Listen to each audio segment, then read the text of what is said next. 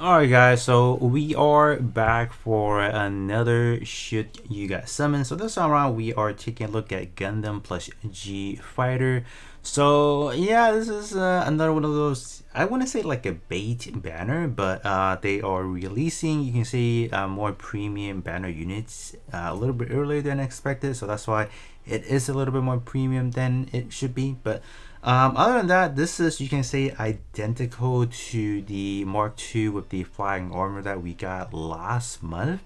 And from that point, we got like a charade of this red armor, red Mobusa in general, or just red element units. And I don't know if they are going with the trend of like releasing like a bunch of purple. I don't think so, but yeah, let's take a look at this unit. I'm just gonna say it right out the bat. This is just gonna be like one of those like, oh, it's gonna be good for like a quick minute, and then after that, you're not really gonna be using it because we are just gonna be getting much more better and much more improved like skill 1, skill 2 types of unit. It's cool. Sniper unit and whatnot. We don't technically get a lot of those even within like the limited option part. So these are fun and all, but I will definitely not go out of my way to actually summon for them because they're not necessarily like the greatest. They will perform well given the condition that they are in. What makes this one better than Mark II is on the EX skill, you're actually doing 2 instances of it. So you're actually in combined doing 9, like upwards to like 940 actually. So that's actually pretty high at EX skill level 5. And you're also going to be increasing accuracy, or sorry, evasion. So that's pretty cool. Same thing on the skill 1, just like Mark II, you're getting increased movement by up to 120%, evasion up to 60, max HP up to 90, and then EX skill gauge recovery up to 60%. So that's kind of cool, honestly, because like this is essentially like a transcendent skill, but on crack. And that's not skill 1, so you can just kind of proctor this at the will. So that's kind of cool. But once you fall below 50%, that's where you are going to be losing pretty much everything. So you do have to be careful not to fall below 50% health, or if you do, you are going to be instantly losing out pretty much everything. So just have to watch out on your HP and you should be good to go. You can definitely say this is something you can use in either content in arena, or you can use it in general content. It should work perfectly fine because you do have a lot of like, you know, utility that can survive. Increase HP, evasion, those are cool. Upwards of 60% plus whatever you're getting on the EX skill, that is pretty solid, right? So that's kind of good.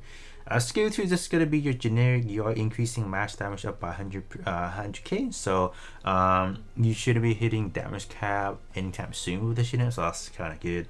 And then your standard package, we have the increased beam damage up to 48% for both instance and the increased accuracy. So these are cool because these are upwards of 50% or more. So you can actually fall like maybe 80%, 70%. You can still maintain these, so that's cool. So in the likes of arena, you get hit, you get scraped, you're still fine because if you don't fall below 50%, you're still good. So that's pretty decent.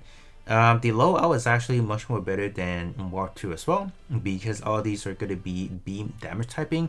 The module wise, you can use like the beam specific one, and then you're good to go. So that is fun.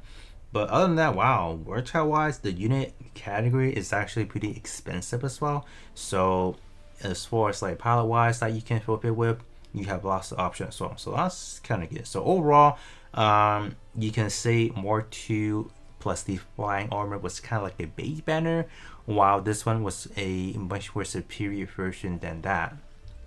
Armor wise, I would say we do have a lot of option for purple at this point in time for, you know, increase in range sense, but this one is pretty much the same thing. You have your base 38 for skill 1 and then up to 120% for the skill 1, so pretty practical stuff. Another 38, and the increased accuracy, so this is kind of like your standard package or whatnot. But yeah, other than that, if you guys are able to get weapon tickets, then that is good.